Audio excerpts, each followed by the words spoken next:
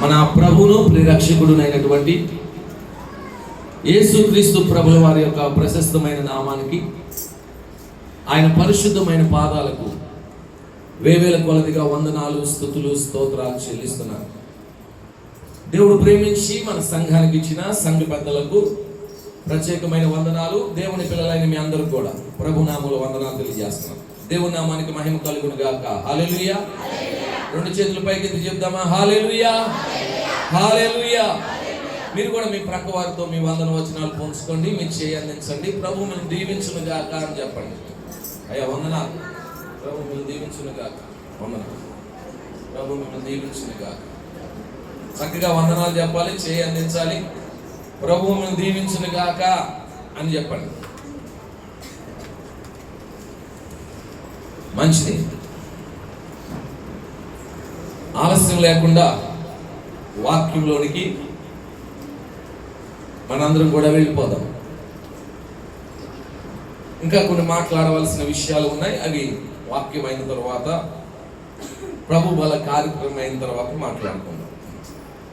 పరిశుద్ధ గ్రంథాలు ఉన్న వారందరూ కూడా పరిశుద్ధ గ్రంథాలు తెరచి చూద్దాం. ఇర్మియా గ్రంథం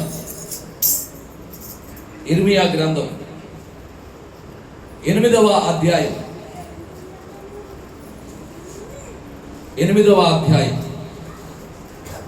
7వ వచనం చదివి సహాయం చేయండి. ఇర్మియా గ్రంథం 8వ అధ్యాయం 7వ వచనం. ఆకాశములకెగురు సంకుబుడి కొంగ అయినను తన కాలమును ఎరుగును, తెల్ల గువ్వయు మంగలి కత్తి పిట్టయు ఓదే కొరుకును తాము రావలసిన కాలమును ఎరుగును. అయితే నా ప్రజలు యెహోవా న్యాయ విధిని ఎరుగరు. ప్రియమైన దేవుని బిడ్డలారా, ఇర్మియా ప్రవక్త ద్వారా దేవాది దేవుడు తన ప్రజలైన ఇశ్రాయేలీయుల గురించి, యోధా జనాంగముల గురించి మాట్లాడుతున్నటువంటి మాటలు ఈ సందర్భంలో మనం చదువుకున్నాం. ఈరోజు వాక్యాంశం, దయచేసి అందరూ నా వైపు చూడండి, దేవుడి మాటలు శ్రద్ధగా వినండి. ఈరోజు వాక్యాంశం కాలముల నెరుగు సంకుబుడి కొంగ. వాక్యాంశం ఏంటని? కాలముల నెరుగు సంకుబుడి కొంగ. ప్రియమైన దేవుని బిడ్డలారా, పరిశుద్ధ గ్రంథములో మనం చాలా సార్లు ధ్యానం చేశాం. చిన్న చిన్న జీవులను తీసుకొని గొప్ప గొప్ప పాఠాలు పరిశుద్ధాత్మ దేవుడు మనందరికీ ఏం చేశారు? నేర్పించారు. చీమలను గురించి మనం నేర్చుకున్నాం. చిన్న కుందేళ్ల గురించి మనం నేర్చుకున్నాం. రాజుల గృహంలోనైనా ఉండగలిగిన బల్లులను గురించి కూడా పరిశుద్ధ గ్రంథంలో మనం ఏం చేశాం? నేర్చుకున్నాం. మిడతలు అవి ఎలా క్రమముగా వెళ్తాయో వాటి గురించి కూడా మనము నేర్చుకున్నాం. ఇంకా పరిశుద్ధ గ్రంథంలో అల్పమైన జీవులు ఎన్నో, కాకులను సంగతి మనం నేర్చుకున్నాం. ప్రియమైన దేవుని బిడ్డలారా, ఎన్నో చిన్న చిన్న జీవులను, జంతువులను, వాటన్నిటినీ చూపించి దేవాది దేవుడు మనకి ఎన్నో పాఠాలను ఏం చేశాడంట? నేర్పించాడు. గతంలో పక్షి రాజుల గురించి కూడా మనం ఏం చేసామంట? నేర్చుకున్నాం. ఈరోజు సంకుబుడి కొంగ ద్వారా కొన్ని ఆత్మీయ పాఠాలు దేవుడు మనకు నేర్పించాలని ఇష్టపడుతూ ఉన్నాడు. సంకుబుడి కొంగ ద్వారా ఈరోజు కొన్ని పాఠాలు పరిశుద్ధాత్మ దేవుడు మనందరికీ నేర్పించాలని ఇష్టపడుతూ ఉన్నాడు. ఈ సంకుబుడి కొంగలో దాదాపు కొంగల జాతి 20-30 పైన ఉన్నాయని చరిత్రకారులు చెబుతూ ఉన్నారు. యూరప్ ఖండంలో ఉన్నటువంటి ఈ సంకుబుడి కొంగలంట, అవి కాలములను ఎరిగి ఆ స్థలములో మంచు కురిసే కాలం, ఎప్పుడైతే స్టార్ట్ అవబోతుందో ప్రియమైన దేవుని బిడ్డలారా, అవన్నీ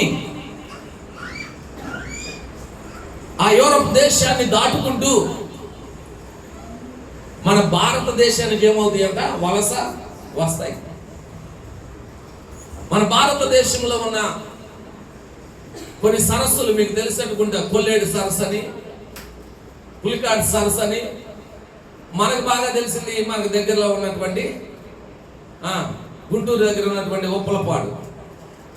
అక్కడ కూడా చాలా కొంగలు, చాలా రకాల కొంగలు ఆయా సమయాల్లో వలస వస్తాయి ఇక్కడికి. యూరప్ ఖండంలోనంట మంచు కురిసే కాలంలో అవి ఆ గూడిలో ఉండలేవు. ఒకవేళ ఆ గూడిలో అవి ఉంటే కనుక ఆ మంచుకు ఏమైపోతాయి అంటే అవి చనిపోతాయి కాబట్టి -డిగ్రీల్లో ఉంటుంది కాబట్టి ఉష్ణోగ్రత అవంట అక్కడ నుండి కాలములను ఎరిగి ఆ మంచు కాలం పోయేంత వరకు కూడా అవి ఆ యూరప్ ఖండమును వదిలిపెట్టి వేసి మన ఆసియా ఖండానికి, ఈ దక్షిణ భారతదేశానికి ఏం చేస్తాయి అంటే వలస వస్తాయి. దాదాపు వాటి గురించి తెలుసుకున్నప్పుడు, చదివినప్పుడు 7,000 నుండి 13,000 కిలోమీటర్లు ప్రయాణం చేసి అవి ఏం చేస్తాయి అంటే ఈ ప్రాంతానికి వస్తాయి. ప్రియమైన దేవుని బిడ్డలారా, వచ్చి ఇక్కడ ఉండి అవి పిల్లల్ని కలిగి మరలా పిల్లలు కొంచెం పెరిగి పెద్దమైన తర్వాత మరలా తమ కాలమును ఎరిగి ఎక్కడికి వెళ్తాయి, ఆ స్థలానికి తిరిగి వెళ్తాయి అంట. మరలా 7,000 13,000 కిలోమీటర్ల ప్రయాణం చేసుకుంటూ ఆ స్థలానికి వెళ్తాయి. వెళ్ళేటప్పుడు ఎక్కడ ఉండాలి, మరలా వెళ్ళి ఎలా ఉండాలి అని అవేమి బాధపడవంట. ఎందుకంటే అవి విడిచి వచ్చిన గూడు వాటికి బాగా గుర్తంట. అవి ఎన్ని నెలలైనా సరే, అవి ఎన్ని నెలలైనా కానీ ఏ గూడును విడిచిపెట్టి వచ్చాయో ఆ గూడు బాగా గుర్తంట. మరలా వెళ్ళినప్పుడు కూడా ఎక్కడ ఉండాలి, ఎలా ఉండాలి అనే బాధ అవి పడవు. కానీ మరలా అదే గూటికి ఏమవుతాయి అంటే అవి చేరతాయి. అదే గూటికి అవి చేరతాయి. నిజంగా దేవుడు ఎంత జ్ఞానాన్ని సంకుబుడి కొంగకి ఇచ్చాడో ఒకసారి ఆలోచన చేయండి. ఎంత జ్ఞానాన్ని! ఎన్ని నెలలు అవి తమ గూడు విడిచి వచ్చి మరొక చోట నివాసం చేసినా మరలా తిరిగి ఆ గూటికి వెళ్తాయి, ఆ గూటుని గుర్తు పెట్టుకుంటాయి, ఆ స్థలాన్ని గుర్తు పెట్టుకుంటాయి అని మనకు తెలియపరచబడుతుంది. ఈ మధ్యాహ్న కాల సమయంలో పక్షులకే, జంతువులకే, చిన్న చిన్న జీవులకే దేవుడు అంత జ్ఞానమునిస్తే ఆయన స్వహస్తాలతో ఆయన ప్రియమైన బిడలముగా నిర్మించబడిన మనకి ఇంకెంత జ్ఞానాన్ని ఇచ్చాడు. ఏమండి, వాటికంటే ఎక్కువ జ్ఞానాన్ని దేవుడు మనకి ఇచ్చాడా లేదా? చెప్పాలి, ఇచ్చాడా లేదా? ఇచ్చాడు. మరి జ్ఞానముతో మనం ఏం చేయాలంట? జ్ఞానముతో మనం ఏం చేయాలి? నడుచుకోవాలి. జ్ఞానముతో మనం ఏం చేయాలి? మన కుటుంబాలని కట్టుకోవాలి. జ్ఞానంతో మనం ఏం చేయాలి? మన ఆత్మీయ జీవితాలను కట్టుకోవాలి. ఈరోజు ఒక ప్రశ్న, నీకు జ్ఞానం ఉందా? చాలా మంది చెప్తారు, అయ్యా నేను చాలా డిగ్రీలు పొందాను, నాకు చాలా జ్ఞానం ఉంది, నేను చాలా చదువు చదివాను, నాకు చాలా జ్ఞానం ఉంది. ప్రియమైన దేవుని బిడ్డలారా అని ఒకవేళ చాలా మంది చెప్పొచ్చు. కానీ ఈ లోక జ్ఞానము దేవుని దృష్టికి ఎలా కనపడుతుంది? చెప్పాలి, ఎలా కనపడుతుంది? వెర్రితనంగా కనపడుతుంది. ఈ లోక జ్ఞానం గురించి నేను మాట్లాడతలేదు. ఒకవేళ ఈ లోక జ్ఞానానుసారులుగా చాలా మంది ధనవంతులై, చాలా మంది పిహెచ్డీలు చేసి, చాలా మంది డిగ్రీలు చేసి, చాలా మంది ఉన్నత స్థితికి వెళ్ళి ఉండొచ్చు. కానీ వారి ఆత్మలను కాపాడుకోలేకపోయారు, వారి జీవితాలను కాపాడుకోలేకపోయారు. మరణం వారికి ఎదురైతే ఆ మరణం ఎలాగో తప్పించుకోవాలో, ఇదిగో అపవాది చేతిలో నుండి ఎలాగో తప్పించుకోవాలో ఎరగకుండానే వారి జీవితాలను ముగించి వేశారు. అలెగ్జాండర్ ఎంత జ్ఞానం కలిగిన వాడైతే ఏమి, ఎంత గొప్పవాడైతే ఏమి, ప్రపంచాన్ని జయించిన వాడైతే ఏమి. ప్రియమైన దేవుని బిడ్డలారా, ఒక చిన్న జ్వరముతో ఏమైపోయాడట? చనిపోయాడు. దేవుణ్ణి ఎరగకుండానే, సృష్టికర్తను తెలుసుకోకుండానే, సత్యమును గ్రహించకుండానే, జ్ఞానిని అనుకునే అజ్ఞానములోనే ఏమైపోయాడట? చనిపోయాడు. ఈరోజు దేవుణ్ణి ఎరగని వారందరూ అజ్ఞానములను ఉన్నారు. సత్యమును ఎరగని వారందరూ అజ్ఞానములను ఉన్నారు. ఒకవేళ నేను జ్ఞానం కలిగిన వాడను అనుకుంటే, నువ్వు దేవుణ్ణి ఎరిగిన వ్యక్తివైతేనే నువ్వు జ్ఞానము కలిగిన వాడు. దేవుని వాక్యం సెలవిస్తుంది, ఈ లోక సంబంధమైన జ్ఞానము దేవుని దృష్టికి వెరితనం అయితే, దేవుని వాక్యము సెలవిస్తా ఉంది, జ్ఞానము లేక నా జనులు ఏమైపోతున్నారంట? నశించిపోతున్నారని ప్రభు మాట్లాడాడు. ఏమి లేక? చెప్పాలి. ఏమి లేక? జ్ఞానము లేక. ఏ జ్ఞానము లేక? దేవుని గురించిన జ్ఞానం లేదు. లోక సంబంధమైన జ్ఞానం చాలా ఉంది, మనకి తెలివితేటలు చాలా ఉన్నాయి, కానీ దేవుని గురించిన జ్ఞానం ఈరోజు మనుషునికి ఉండట్లేదు. దేవుడు ఎవరు అని తెలుసుకొని, సత్యమును తెలుసుకొని, నిజ దేవుడిని వెంబడించటము, నిజ దేవుడిని ఆశ్రయించటము ఈరోజు చాలా మంది చేయట్లేదు. అందుకని జ్ఞానము లేక చాలా మంది ఏమైపోతున్నారు? నశించిపోతా ఉన్నారని దేవుని వాక్యం సెలవిస్తా ఉంది. అలెగ్జాండర్ ఏం చెప్పాడండి? దేవుణ్ణి తెలుసుకోవాలా, జ్ఞానం కలిగిన వాడే, రాజ్యాలను జయించాడు. అయితే తన మరణ పడకల మీద ఉన్నప్పుడు అతను అంటున్నాడు, నేను ఎన్నో చేశాను, ఎంతో జ్ఞానాన్ని పొందుకున్నాను, ఎంతగానో పరాక్రమం కలిగిన వాడిగా ఉన్నాను, ప్రపంచాన్ని జయించాను, ది గ్రేట్ అలెగ్జాండర్ అని పిలువబడ్డాను. కానీ ఈరోజు మరణం నుండి నన్ను తప్పించేవారు ఎవరు కూడా లేదు. నాకు చాలా ధనం ఉంది, నా చుట్టూ వైద్యులు ఉన్నారు, ఎంతో మంది వైద్యం చేస్తున్నారు, కానీ నాకు అర్థమవుతుంది నా ప్రాణం ఏమవుతుందంటే పోతుంది, నా ప్రాణం పోతుంది అంటూ తన మరణ పడకల మీద ఉన్నప్పుడు 3 కోరికలు కోరాడంట తనతో ఉన్న వారందరినీ. నేను చనిపోయే తర్వాత ఇవన్నీ మీరు చెయ్యాలి అని చెప్పాడంట. మొదటిది ఏంటో తెలుసా? ఏ వైద్యులు అయితే నాకు వైద్యం చేశారో వాళ్ళే నా యొక్క పెట్టెను ఏం చేయాలంట? మొయ్యాలి. వాళ్ళే మొయ్యాలి. ఎవరు ఈ లోకంలో మనల్ని ఏం చేయాలంటే మరణం నుండి తప్పించలేరు. వాళ్ళే ఆ పెట్టిని మొయ్యాలి. రెండవదిగా ఆ పెట్టికి 2 వైపులా 2 రంధ్రాలు చేసి నా 2 చేతులు ఏం చేయాలంటే బయటికి పెట్టాలి. ఎంతో సంపాదించాడు కానీ అలెగ్జాండర్ ప్రపంచాన్ని జయించాడు కానీ ఎలా ఒట్టి చేతులతో వెళ్తున్నాడు అనే సందేశం ప్రజలందరికీ తెలియాలి. మూడవది, నేను సంపాదించిందంతా కూడా ఏమంటండి, నా ఆ సమాధి పెట్టిన బరియల్ గ్రౌండ్కి తీసుకెళ్ళేటప్పుడు మీరు ఆ ధనమునంతా ఏం చేయాలంట? విసిరివేయాలి.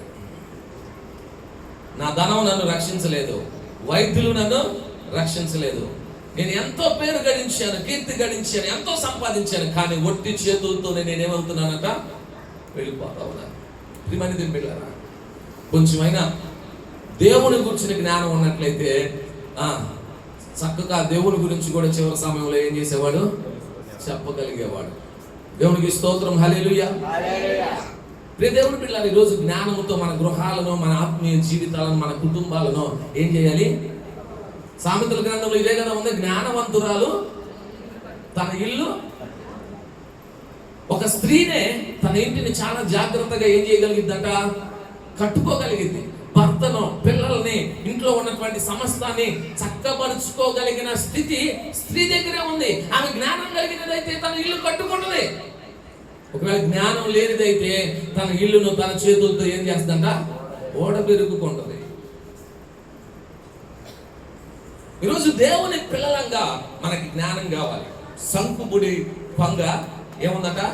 జ్ఞానం ఉంది. ఎక్కడి నుండి వచ్చింది అక్కడికి ఏమైందంటే తిరిగి వెళ్తుంది. దేవుని బిడ్డ, ఈరోజు వాక్యం సెలవిస్తా ఉంది, మనం ఎక్కడి నుండి వచ్చాం? పరలోకం నుండి వచ్చాం. కొంతమంది తెలివి గల వాళ్ళు చెబుతారు, మా అమ్మ కడుపులో నుండి వచ్చాను. అమ్మ కడుపులో నుండే వచ్చావు.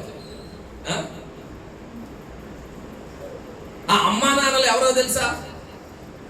కొన్ని పర్యాలు బస్సులు చూస్తాం కదా, రేపల్ల నుండి విజయవాడ వెళ్ళే బస్సు వయా దేని మీదగా వెళ్ళింది? తెనాలి మీదగా వెళ్ళింది. ఈ వయా తెనాలే అమ్మా నాన్నలు. విజయవాడ నుంచి రేపల్ల వెళ్తే బస్సు వయా తెనాలి వెళ్ళింది. ఈ వయా తెనాలే అమ్మా నాన్నలు. అసలు విజయవాడ నుంచి మనం ఏమంటే ప్రయాణము ప్రారంభమైంది. పరలోకం నుండి మన ప్రయాణం ప్రారంభమైంది. అక్కడ నుండి తల్లి గర్భంలోనికి మనం ఏమంట వచ్చామో, వచ్చి అక్కడ నుండి భూమి మీదకి వచ్చాము. మరలా ఇక్కడ నుండి ఎక్కడికి వెళ్ళాలంట? పరలోకానికి వెళ్ళిపోవాలి. దేవుని బిడ్డలారా, నువ్వు నిజంగా జ్ఞానం కలిగిన దానివైతే నువ్వు వచ్చిన చోటును గుర్తు పెట్టుకోవాలి. నువ్వు వెళ్ళాల్సిన చోటును నువ్వు గుర్తు పెట్టుకోవాలి. ప్రసంగి గ్రంథంలో రాయబడి ఉంటుంది, ఊరికి వెళ్ళే త్రోవ తెలియక చాలా మంది ఏమైపోతున్నారంట? ఏమండి?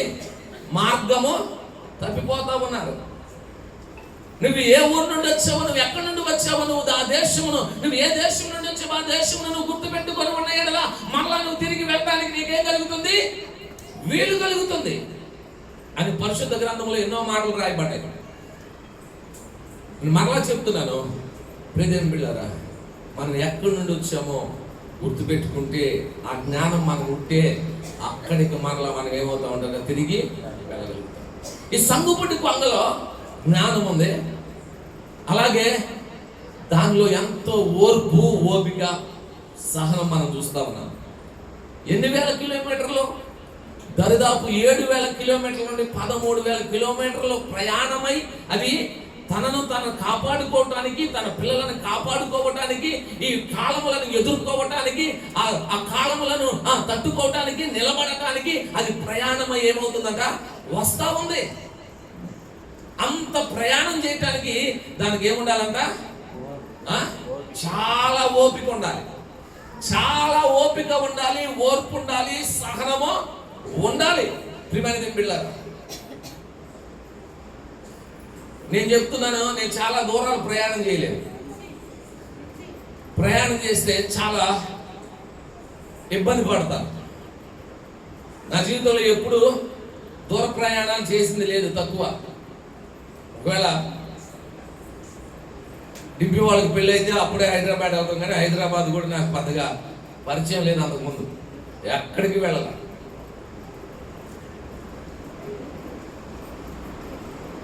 ప్రియమైన దింపిళ్ళారా,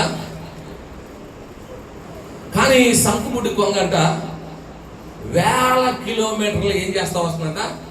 ప్రయాణమయ్యి వస్తా ఉంది, ప్రయాణమై వస్తా ఉంది. ఈరోజు ప్రభువును ఎదుర్కోవటానికి మనందరికీ ఏం కావాలి? చెప్పండి. ఓపిక కావాలి, ఓపిక కావాలి.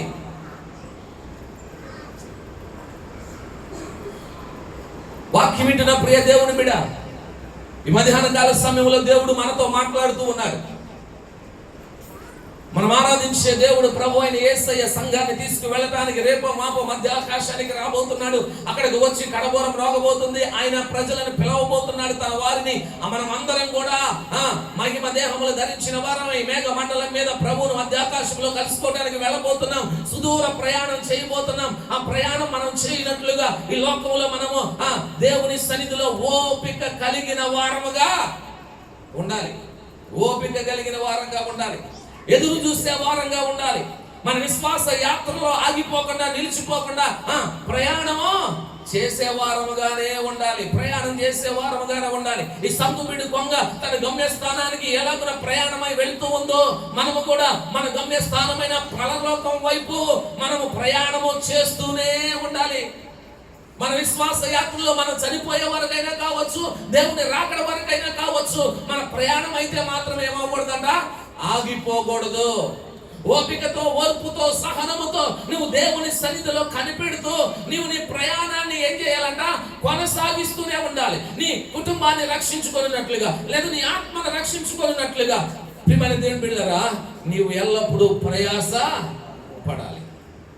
ఎందుకు సంగుబుడ్డి కొంగ అంత దూరం నుండి ఇక్కడికి వస్తుందంటే ఆ మంచు కాలంలో గట్టి ఆ మంచులో అవి వాటి పిల్లలు చనిపోకుండా వాటి ప్రాణాలను కాపాడుకున్నట్లుగా ఆ కాలములను ఎరిగి అక్కడ నుండి ప్రయాణమై ఇక్కడికి వస్తా ఉన్నాయి.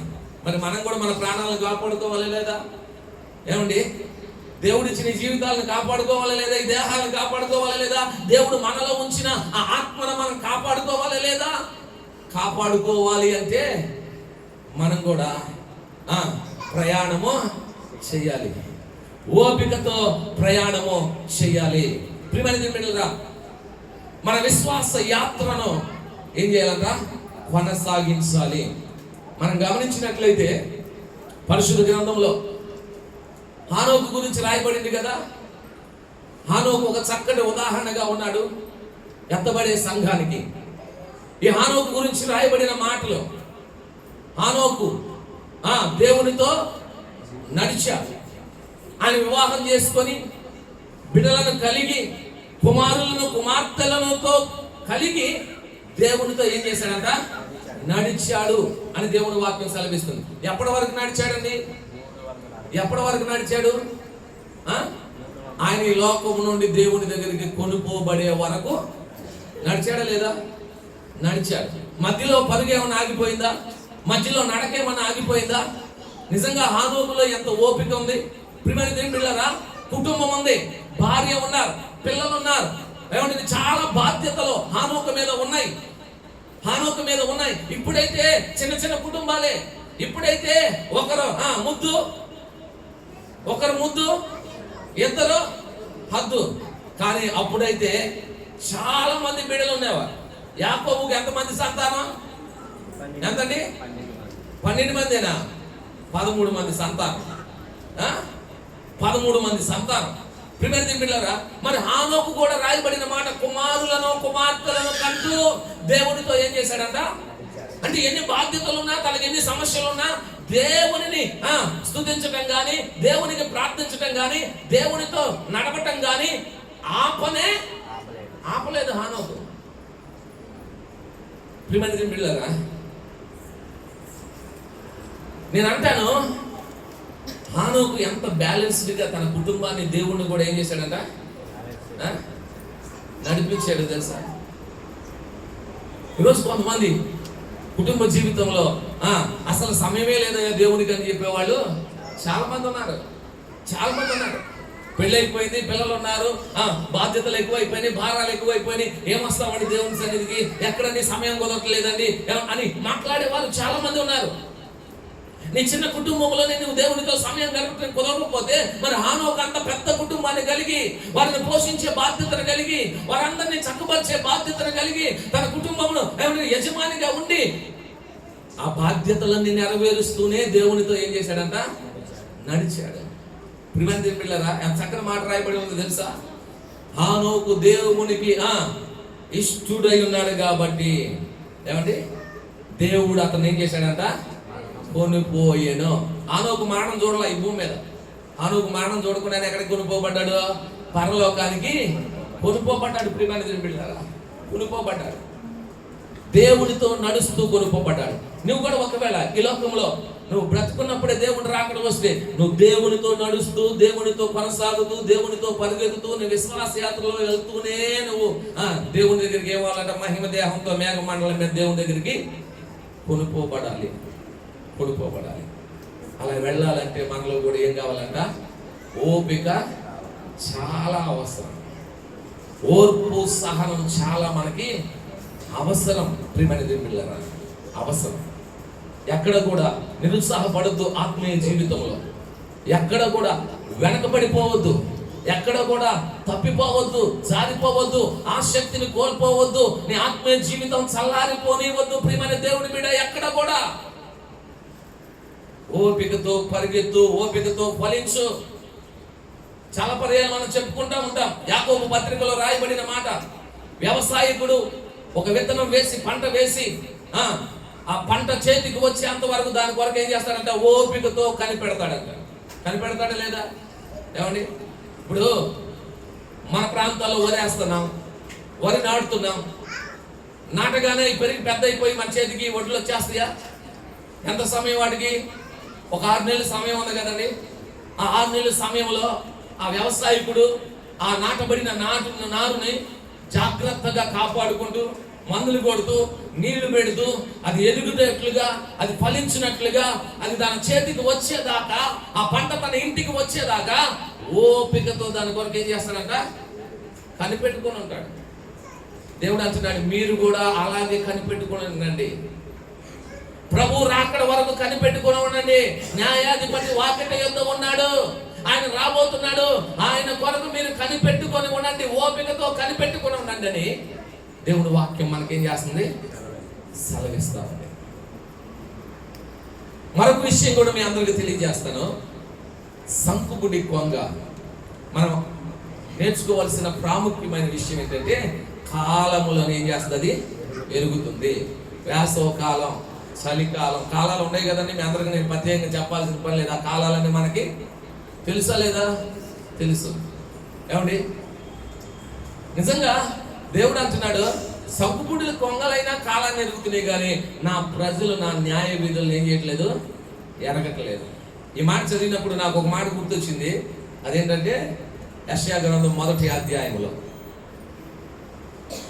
ఏమని ఉంటుంది? ఆకాశమా ఆలకించు, భూమి చెవియొగ్గు, నేను నా ప్రజలను ఏం చేశానంట? పెంచి పెద్దవారిని చేశాను, వారు నా మీద ఏం చేస్తున్నారు? తిరుగుబాటు చేస్తారు. అక్కడ ఒక మాట రాయబడి ఉంది, ఎద్దు తన కామాంగును ఎరుగును, గాడిద తన సొంత వాణి. ఎద్దు తన కాసేవాడిని ఎరిగిద్దంట. చాలా పర్యాలు మీకు చెప్పాను. నేను చిన్నప్పుడు మా ఇంట్లో చాలా గేదెలు ఉండేవి. స్కూల్ లేనప్పుడు ఎప్పుడన్నా మా ప్రక్కనే ఉన్నటువంటి పొలాలకు తీసుకెళ్లేవాళ్ళం మేపడానికి. ఒక చిన్న దూడ ఉండేది, అది చిన్నప్పటి నుంచి మా దగ్గరే పెరిగింది. దానికి లక్ష్మి అని కూడా పేరు పెట్టాము అప్పుడు. దానిని మేపడానికి తీసుకెళ్ళినప్పుడు అది నేను ఎక్కడి నుండి వచ్చినప్పుడు నన్ను చూడగానే తలకాయ ఏం చేసేది తెలుసా? తల ఊపి రమ్మంటే. ప్రియమైన పిల్లరా, అసలు చాలా దానితో మంచి అనుబంధం కలిగినట్టుగా ఉండేవాళ్ళు. అది ఎక్కడి నుండి పరిగెత్తుకుంటూ వచ్చేది నా దగ్గరికి. ఎందుకంటే నేను ఆయా సమయాల్లో దానికి మేత వేస్తూ ఉండేవాడిని, దాన్ని శుభ్రం చేస్తూ ఉండేవాడిని, దాన్ని బయటికి తీసుకెళ్లేవాడిని మేపటానికి. ఇలా చేసేవాడిని కాబట్టి అది నన్ను వదిలి చేసేదంట.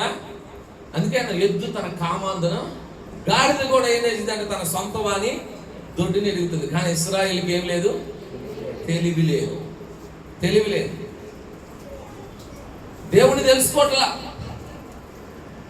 దేవుని విడిచిపెట్టేస్తున్నారు, దేవుని మర్చిపోతా ఉన్నారు, దేవుని ఎరగని జనముగా అయిపోతా ఉన్నారు. అయ్యో, ఎద్దే తన కామాన్ని నెరుగుతుంది, గాడిద తన సొంత వాని దొడ్డి నెరుగుతుంది. ఇదిగో సోమరి, అయ్యో చీమలే వేసవ కాలంలో ఆహారాన్ని సిద్ధపరచుకుంటున్నాయి. సంగుబుడ్డి కొంగ కాలంలో నెరిగి ప్రయాణం చేస్తుంది. ఏ కాలంలో ఎక్కడ ఉండాలో దానికి బాగా తెలుసు. ఈ రోజు నీవు కాలములను ఎరుగుతున్నావా? ప్రియ దేవుని బిడ్డ, కాలం ఎరుగుతున్నావా?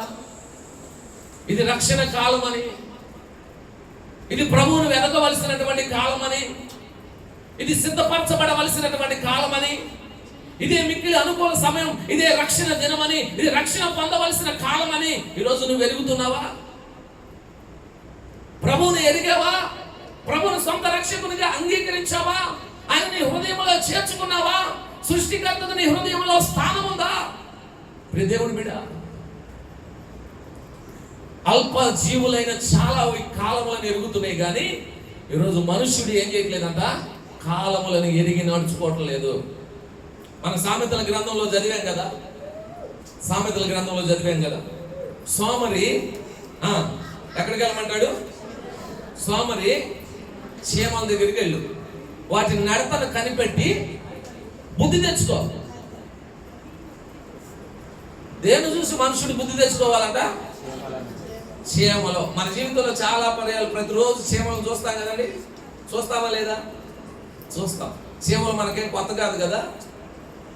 వాటిని చూసి మనుషులు ఏం చేయాలంట? చెప్పండి, ఏం చేయాలి? బుద్ధి తెచ్చుకోవాలి. ఏంటయ్యా, నేను ఇంత పెద్ద మనిషిని, నా చేతితో నలిపితే నలిగిపోయే సేవ గురించి నాకు చెబుతా, సేవను చూసి నేను బుద్ధి తెచ్చుకోవాలా అని ఒకవేళ నువ్వు అడిగితే వాక్యం అంటుంది నిజమే, బుద్ధి తెచ్చుకోవాలి. ఎందుకు బుద్ధి తెచ్చుకోవాలి? చీమలు వేసవ కాలంలో తమ ఆహారాన్ని ఏం చేస్తాయంట? సిద్ధపరచుకుంటాయి. ఆ వేసవి తర్వాత వర్షాకాలం రాబోతుంది. ఆ వర్షంలో మనం బయటికి వెళ్ళలేము, మనం ఆహారాన్ని సంపాదించుకోలేము. కాబట్టి అవి వేసవ కాలంలోనే కష్టపడి సంపాదించుకొని అవి తమ కట్టుకున్న ఆ గూడులోనికి ఆహారం తీసుకొని వెళ్ళి ఆ గూడులోనే ఉండి ఆ వర్షాకాలం అంతా కూడా ఆ గూడులో నుండి ఏదో బయటికి. ఎంత చక్కని పాఠం అండి ఈరోజు చీమల ద్వారా దేవుడు మనకు నేర్పిస్తుంది. వేసవి కాలంలో కష్టపడతాయి, వర్షాకాలం ఏం చేయడానికి? ఎదుర్కోవటానికి. దేవుని బిడ్డలారా, ఈరోజు దేవుడు మనతో మాట్లాడుతున్నటువంటి మాటలు, చిన్న చిన్న జీవులే కాలములు నెరిగి అవి ప్రవర్తిస్తుంటే, అవి తమ ప్రాణాలను కాపాడుకోవటానికి ప్రయాసపడతా ఉంటే, అవి తాము పోషించుకుంటూ ఉంటే, ఈరోజు కాలములను ఎరుగుతూ ఉన్నామా మనము? నేను రిఫరెన్స్ చూపించట్లేదు, కానీ సామెతల గ్రంథంలోనే ఒక మాట ఉంది. సోమరి అంట పని చేయడంట, కష్టపడ్డంట. అందరూ పొలంలో విత్తనం వేసుకుంటుంటే సోమరి పడుకొని ఉంటాడంట. అయితే కోత సమయం వచ్చి అందరూ కోత కోస్తా ఉంటే అప్పుడు ఏమవుతాడంటే బాధపడతా ఉంటాడంట. అందరూ బాగా పండిన పంటలు అందరూ బాగా తీసుకున్నారు, నాకేమీ లేదే అని బాధపడతాడంట. ప్రియమైన పిల్లరా, నువ్వు కష్టపడలేదు, నువ్వు ప్రయాసపడలేదు, నువ్వు కాలం ఎరిగి పని చేయలేదు. పని చేయాల్సిన సమయంలో పని చేయకుండా నీ ఊరకనే కూర్చొని సోమరిగా ఇంటిలో పడుకొని ఎవరైనా ప్రియమైన పిల్లరా ఉన్నావు కాబట్టి నీకేం రాలేదంట? ఫలం రాలేదు.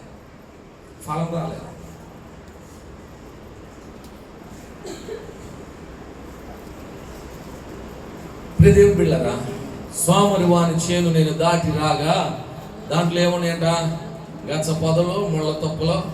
ఏమంటే పొలం బాగు చేయకపోతే ఎలా ఉంటుందండి? పొలం దున్ని విత్తనం వేసి పంట వేస్తే పంట వస్తుంది. ఆ పొలాన్ని అలా వదిలేసామనుకోండి, ఏం పొరుగుతుంది? దాంట్లో పిచ్చి చెట్లు మొలుస్తాయి, ముళ్ళ తొప్పలు మొలుస్తాయి, గచ్చ పొదలు మొలుస్తాయి. అది పనికి రాకుండా పోయింది. ఒకవేళ కాలముని ఎరగకుండా సోమరిగా ఉన్నావా? ఈరోజు నీకు అర్థమవుతుందా? ఇది ప్రార్థించాల్సిన సమయం అని అర్థమవుతుందా నీకు? ఇదిగో ప్రభు రాకడ త్వరగా రాబోతుంది, నేను సిద్ధపడవలసినటువంటి సమయం అని నీకు అర్థమవుతుందా? అయ్యో ఇంకా ఎంతకాలం నేను అలక్ష్యం చేస్తాను, నిర్లక్ష్యం చేస్తాను? ప్రభు రక్షణ పొందమని చెబుతున్నాడు కదా. ప్రభు రక్షణ పొందవలసినటువంటి కాలమే ఇది. నేను రక్షణ పొందాలి త్వరపడి అనే ఆలోచనను కలిగి ఉన్నావా? కాలములను ఎరుగుతూ ఉన్నావా? ప్రియదేవుని బిడ్డ,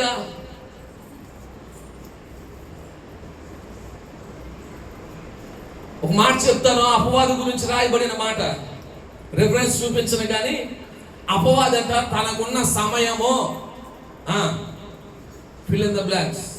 అపవాది తనకున్న సమయము, అపవాది తనకున్న సమయము కొంచెమేనని ఎరిగి ఎవరిని మృంగుదునా అని గర్జించు సింహం వలె ఏం చేస్తున్నట? అంటే అపవాదికి కూడా తెలుసు ఏంటంటే కాలం తనకెంత సమయం ఉందని, కొంచెమే సమయం ఉంది. ఇదిగో ప్రభు రాబోతున్నాడు, ఇంక ఆయన వస్తే నాకు సమయం ఏమైంది? అయిపోయింది. ఇంక వీళ్ళని ఏం చేయలేను, వీళ్ళని పట్టుకోలేను. ఏమిటండి? వీళ్ళ నరకానికి ఏం చేయలేదంట, తీసుకొని వెళ్ళలేను. ఈ కొన్న కొద్ది సమయంలోనే నేనేం చేయాలి? వీరిని పాడు చేయాలి, వీరిని నరకానికి నడిపించాలి, వీరిని మరణానికి నడిపించాలి, వీరిని దేవునికి దూరం చేయాలి, వీరి ఆత్మీయ జీవితాలను పతనం చేయాలని ఇప్పుడు ఈ ప్రజెంట్ సిచ్యువేషన్ లో, ఇప్పుడున్న కాలంలో అపవాది బలముగా పనిచేస్తా ఉన్నాడు. ఏమండి? బలంగా పనిచేస్తున్నాడు. ఒక పక్క అబద్ధ బోధల చేత, ఒక పక్క మత విద్వేషాల చేత, ఏమంటే దేవుని ప్రజలను భయపెట్టాలని, ఏమంటే క్రైస్తత్వాన్ని విడిచిపెట్టేలాగా, పరిశుద్ధ గ్రంథాన్ని విడిచిపెట్టేలాగా, యేసయ్య నామమును ఉచ్చరించకుండా ఏమంటే యేసయ్యని విడిచిపెట్టేలాగా ప్రజలను భయభ్రాంతులను చేస్తూ, దేవుని ప్రజలను భయపెట్టాలని ప్రయత్నం చేస్తూ, అంత మాత్రమే కాదు అనేకమైన అబద్ధ బోధలను మన మధ్యలోకి తీసుకువచ్చి ఏమంటే మన విశ్వాసాన్ని కలిపి చెరిపేడి దేవునికి మనందరినీ దూరం చేయాలని తనకున్న కొద్ది సమయంలో ఎంత ప్రయాసపడుతున్నాడు తెలుసా అపవాది. అంటే అపవాది కూడా ఏం తెలుసు అంట, చెప్పండి ఏం తెలుసు, తన సమయము కొంచెమేనని తెలుసు. మరి ఈరోజు నీకు తెలుస్తుందా సమయం విలువ? అమ్మా, కాలము విలువ ఈరోజు నీకు తెలుస్తుందా? నా మాటలు అర్థమవుతున్నాయా? కాలం విలువ తెలుస్తుందా నీకు? సమయం విలువ తెలుస్తుందా? పోయిన సమయం తిరిగి రాదని నీకు అర్థమవుతుందా? ప్రే దేవుని బిడ్డ, వసంత కాలం రాబోతుందని నీకు తెలుసుకుంటున్నావా? ఇదిగో ఇది ప్రభువుని వెతికే కాలం అని, ప్రభు సమీపంగా వచ్చే సమయం అని, ఏమంటే రక్షణ పొందాల్సినటువంటి కాలం అని, సిద్ధపడవలసిన కాలం అని, ప్రభువుని ఎదుర్కోవడానికి సిద్ధంగా ఉండవలసినటువంటి కాలం అని ఈరోజు నువ్వు ఎరుగుతూ ఉన్నావా? ఎందుకు నీ చుట్టూ జరుగుతున్న సంగతులు నువ్వు గమనించడం లేదు? ఎందుకు నీ చుట్టూ జరుగుతున్న పరిస్థితులు నువ్వు అర్థం చేసుకోవటం లేదు? ప్రభు రాకడ రాబోతుందని ఎందుకు పదే పదే దేవుని సేవకులు, సంఘములు వాక్యము ద్వారా నీకు తెలియజేస్తున్నా, ఎందుకు ఇంకా నీవు మౌనంగా ఉంటున్నావు? ప్రే దేవుని బిడ్డ, చుట్టూ పరిస్థితులు చూడు, చుట్టూ పరిస్థితులు చూడు, నీకు అర్థమవుతుంది ప్రభు రాకడ ఎంతో దూరంలో లేదు అనే విషయం నీకు అర్థమవుతుంది. ప్రభువే చెప్పాడు కదా, మనిషి కుమారుడి దినాలు ఎలా ఉంటాయి? మనిషి కుమారుడి దినాలు ఎలా ఉంటాయి? మనిషి కుమారుడి దినాలు ఎలా ఉంటాయి? వాక్యాలు మర్చిపోతున్నారు. అసలు మా వాళ్ళకి అసలు వాక్యమే గుర్తులేదు, ఏమీ గుర్తుంటలేదు. బైబిల్ చదువుతున్నారా? బైబిల్ చదువుతున్నారా? మనిషి కుమారుడి దినాలు ఎలా ఉంటాయి? నోవాహు దినాలు ఎలా ఉంటాయో, లోతు దినాలు ఎలా ఉంటాయో, నోవాహు దినాలు ఎలా ఉన్నాయి, లోతు దినాలు ఎలా ఉన్నాయి? మనుషులు తినొచ్చు, తాగుచు, పెళ్లి చేసుకొనొచ్చు, ఇల్లు కట్టుకొనొచ్చు, ఏమంటది దేవుణ్ణి మరచి వారు ఇష్టం వచ్చినట్లుగా ఏం చేస్తున్నారంట, జీవిస్తూ ఉన్నారు. నోవాహు దినములలో, లోతు దినములలో. మరి ఆ రోజులు ఈ రోజు కూడా మనం చూస్తున్నాం. ఆ దినములు ఇప్పుడు కూడా మనం చూస్తున్నాం. ఇప్పుడు కూడా మనుషులు ఏం చేస్తూ ఉన్నారంటే ఎప్పుడు లోక సంబంధమైన పనుల మీదే తినుచు, తాగుచు, ఏమంటే పెళ్లి చేసుకొనొచ్చు, పెళ్లి పిచ్చుతూ, ఇల్లు కట్టుకొనొచ్చు. ఇవి తప్ప మనుషునికి ఏమైనా ఉన్నాయా ఇప్పుడు? ఏమండి, భౌతికమైన విషయాల మీద ఉన్నటువంటి శ్రద్ధ ఈరోజు మనుషునికి దేవుని మీద ఉందా? చెప్పండి, లేదు. ఆనాడు నోవాహు దినాల్లో కూడా లేదు, దేవుని మీద లోతు దినాల్లో కూడా లేదు.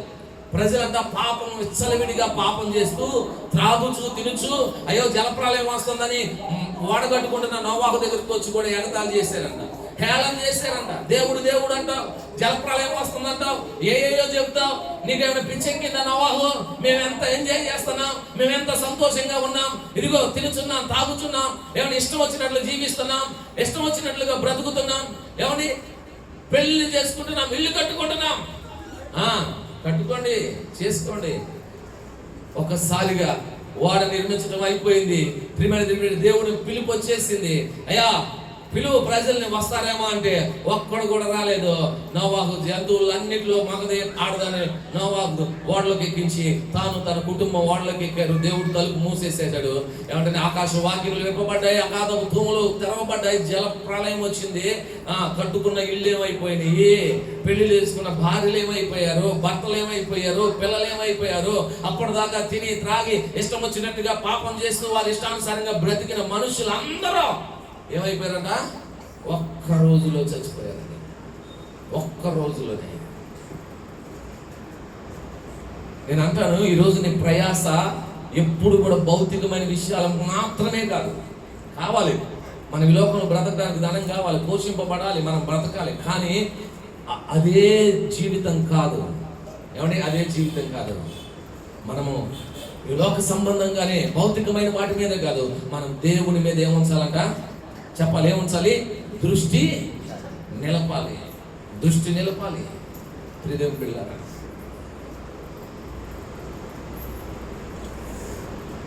కాబట్టి ప్రభు రాకడ రాబోతుండగా మనం ఏం చేద్దాం? సిద్ధపడదాం. కాలములను ఎరుగుదాం, కాలములను ఎరుగుదాం. చిన్న జీవులైన ఒక సంకుబుడి కొంగే తన కాలమును ఎరిగితే దేవుడి పిల్లలమైన మనము ఇంకా కాలమును ఎరిగి ఏం చేయాలంట? ప్రవర్తించాల్సిన అవసరం ఎంతైనా ఉంది. నా మాటలు ముగిస్తూ ఉన్నాను. ప్రభు బలలోనికి మనందరం కూడా వెళ్దాం. అక్కడ రాయబడినటువంటి ఒక చక్కని మాట ఏదైతే ఉందో, ఆకాశములకు ఎగురు సంకుబుడి కొంగ. ప్రత్యేకంగా రాయించాడు పరిశుద్ధాత్మ దేవుడు. అక్కడ అది ఎక్కడికి ఎగురుతుందంట? చెప్పండి. అది భూమి మీదకు వస్తుంది, భూమి మీద ఉంటుంది ప్రిమిటివ్. కానీ అది ఎక్కడికి ఎగురుతూ ఉంటుంది? ఆకాశానికి ఎగురుతూ ఉంటుందంట. మనకు నేర్పిస్తున్న పాఠం ఏంటో తెలుసా? మనం ఈ భూమి మీద నివసిస్తున్నప్పటికీ మనం ఎక్కడికి ఎగిరిపోవాలంట? ఆకాశానికి ఎగిరిపోవాలి. ప్రిమిటివ్ బిడ్డలారా, మనం ఈ భూమి మీద ఉంటున్నప్పటికీ మనం ఈ భూమి మనది కాదు. ప్రిమిటివ్ బిడ్డలారా, మనం దేవుని యొద్ద నుండి వచ్చాం కాబట్టి అక్కడికి వెళ్ళడానికి ఎప్పుడు కూడా ఏం చేయాలంట? ప్రయాసపడతా ఉండాలి, ప్రయాసపడతా ఉండాలి. ప్రిమిటివ్ బిడ్డలారా, నేను ఎక్కలేనంత ఎత్తైన కొండ నన్ను ఎక్కించమని దావీదు ఎలాగో ప్రార్థించాడో, పక్షిరాజు ఎలాగో అంతరిక్షంలో విహరిస్తూ ఉంటుందో, ప్రిమిటివ్ బిడ్డలారా, మన జీవితాలు కూడా మనం కూడా ఎలా ఉండాలంట? భూమి మీద నివసిస్తున్నప్పటికీ మన దృష్టి ఏమి ఉండాలంట? పైన. దేని మీద ఉండాలి? పైన ఆకాశం వైపే ఉండాలి. ఏముంది అక్కడ? ఏముంది అక్కడ? పరలోకం. మీ అందరికి ఒక పాఠం తెలుసా లేదో? గతంలో బల్లిని గురించి నేర్చుకున్నాం కదా. బల్లి అది ఎక్కడ ఉంటుంది? ఎక్కడ ఉంటుంది? అంటే గోడ మీద ఉంటుంది. ఇంకా చెప్పాలంటే సీలింగ్ ఉంటుంది. కింద ఉంటుంది. అది కొన్ని పర్యాలు కింద పడింది, కింద పడింది గ్రిప్ అంతగా. పడిన తర్వాత మరలా వెంటనే ఏం చేస్తుందంట? పరిగెత్తానికి, పైకి వెళ్తానికి ప్రయాసపడతానే ఉంటుంది. అది కింద ఉండదు, అది ఆ సీలింగ్ ఉంటుంది, గోళ్ళ మీద ఉంటుంది. కింద మాత్రం ఎంత మాత్రం ఉంటుంది. ఎన్నిసార్లు పడినా మరలా ఏం చేస్తే వెళ్తానే ఉంటుంది. ఎన్నిసార్లు పడినా ప్రయాణం వెళ్తానే ఉంటుంది. ఈరోజు దేవుని పిల్లలమైన మనం కూడా ఎలా ఉండాలో తెలుసా? ఈ భూలోకంలో ఉన్నటువంటి మనం ఆకాశానికి ఎక్కిపోయే వారంగా, పరలోకానికి ఎక్కిపోయే వారంగా, దేవుని కలుసుకునే వారంగా మన దృష్టి అంతా దేని మీద ఉండాలంట? పైకే ఉండాలి. మన దృష్టి అంతా ఎక్కడ ఉండాలంట? పైకే ఉండాలి. సంకుబుడి కొంగ ఆకాశములోనికి ఎగురుతుంది. దేవుని బిడ్డ, మనం నేర్చుకోవాల్సిన పాఠం ఏంటంటే, ఈ లోకం మనది, ఈ లోకం మనది కాదు. నువ్వు పొలాలు కన్నా స్థలాలు కొన్నా ఏవి కూడా నీకు శాశ్వతంగా ఉండవు. ఇవన్నీ కూడా ఏదో ఒక రోజు నువ్వేం చేయాల్సిందంట? విడిచిపెట్టాల్సిందే. అప్పుడప్పుడు సతీష్ కుమార్ గారు చెప్పినప్పుడు ఎప్పుడో ఒకసారి విన్నాను. ఇద్దరు వ్యక్తులు నడుచుకుంటూ వెళ్తా ఉంటే ఒక అతను అన్నాడంట, తన స్టేటస్ చూపించుకోవడానికి, అయ్యా ఈ చుట్టూ ఉన్న పొలాలు మన, ఆ చుట్టూ పొలాలు ఉన్న, ఎదురుగా వెనకాల అసలు చుట్టూ ఉన్న పొలాలని నాయనయ్య గారు, ఈ చుట్టూ కనబడుతున్నమంతా నాయే, ఎన్ని పొలాలు ఉన్నాయన్న. ఆయన అన్నాడంట, అయ్యా ఈ చుట్టూ పొలాలు ఉన్నాయి కదా నీకు, ఈ చుట్టూ నీవే కదా, ఈ దిక్కులో ఏమన్నా నీకు ఏమైనా పొలం ఉందా అన్నాడు. పైన పైన ఏడుంది. ఈరోజు పైన కూడా పొలాలు స్థలాలు కొనుక్కుంటున్నారు అనుకోండి. ఎక్కడ? ఎక్కడ? చంద్రమండలం లేదంట. మరి వాళ్ళకి ఏమో మైండ్ ఉందో లేదో నాకు తెలియదు. చంద్రమండలంలో స్థలం కొనుక్కుంటే చంద్రమండలం వెళ్తానికి వీడి జీవితంలో వీడికి సంపాదించిన డబ్బులు కూడా చాలు. ఎంత దూరం ప్రయాణం చేయాలి?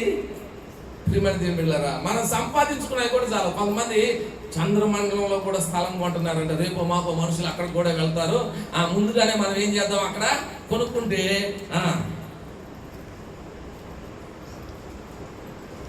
కానీ ఒక మాట పరిశుద్ధాత్మ దేవుడు చెబుతున్నాడు, ఆ పరలోకంలో మనకు స్థలం ఉండులాగా మనం ఏం చేయాలంట? ప్రయాసపడాలి. భూలోకంలో ఉంటే కాదు, భూలోకంలో ఎన్నున్నా ఒక రోజు వాటన్నిటిని విడిచిపెట్టాల్సిందే.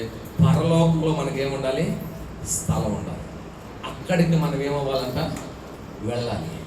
ప్రిమిటివ్ బిడ్డలారా, మధ్యాహ్న కాల సమయంలో దేవదేవుడు మనతో మాట్లాడుతున్నటువంటి ఎన్నో విషయాలు. సంకుబుడి కొంగ తన కాలములను ఏం చేస్తుందంట? ఎరుగుతుంది. అలాగే ఓపికతో ప్రయాణము చేస్తూ ఉంది. ప్రిమిటివ్ బిడ్డలారా, గమనించండి, అది చాలా జ్ఞానము కలిగి ప్రవర్తిస్తూ ఉంది. అది నిత్యము ఆకాశములకు ఏం చేస్తుందంట? ఎగురుతూ ఉంటుంది. ఎగురుతూ ఉంటుంది. ఇంకా చాలా పాఠాలు ఉన్నాయి. సంకుగుడి కొంగ గురించి ప్రభు చిత్తమైతే మరొక పాఠంలో మరికొన్ని విషయాలు మనము నేర్చుకుందాం. ఈరోజు మనకి ప్రత్యేకంగా దేవుడు చెబుతున్న వాక్య సందేశం ఏంటంటే కాలము నెరుగు. సమయం గతించిపోతా ఉంది, ప్రభు రాకడ సమీపిస్తూ ఉంది.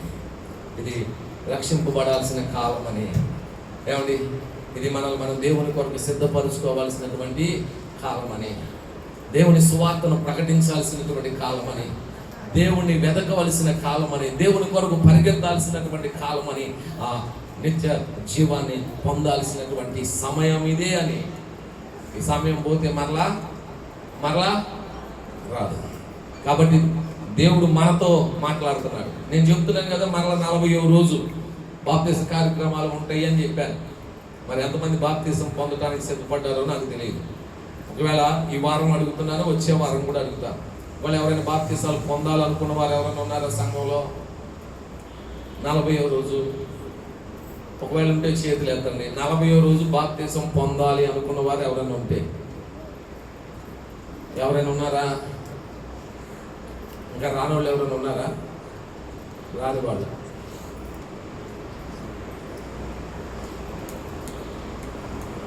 ఓకే. ఒకవేళ మన ముందున్న 10 రోజులు సిద్ధపరచుకోండి.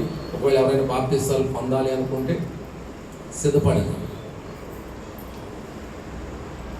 దేవుడు ఎప్పుడు మాట్లాడుతూనే ఉన్నాడు మీతో. టైం అయిపోతుంది అన్నా కానీ మీరు మాత్రం మారేటట్టు లేదు, ఏమండి? ఓకే, ఆ టైం అయిపోయిన తర్వాత మనం ఏమి చేయలేము. ఒకవేళ ఏదైనా ఆటంకాలు ఉంటే తొలగించుకోండి. ప్రభు ఇచ్చే రక్షణ ప్రతి ఒక్కరూ పొందాలని కూడా ప్రభు పేరు మీ అందరికీ మనం చేస్తూ ఉన్నాం. దయచేసి తలలు వంచుదాం.